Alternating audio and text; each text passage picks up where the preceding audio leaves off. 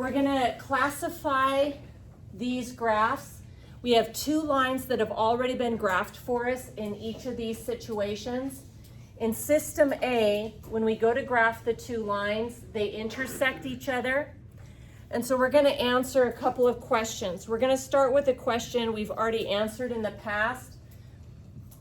When two lines cross each other, then you end up with a unique solution, and namely that solution is where they cross.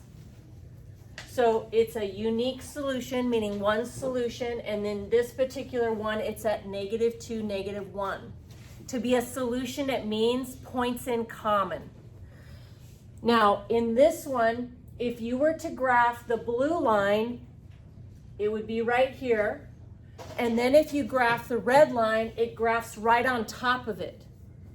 So they share every single point. All of the points are in common. One more time. If I graph y equals 3x minus 2, it's in this location. And if I graph -3x plus y equals -3, it's in the exact same location. So every point is in common if one runs on top of the other. And so that is infinitely many solutions. But when I graph line 1 and line 2 in system C, the two lines are parallel, so they're never going to have any points in common.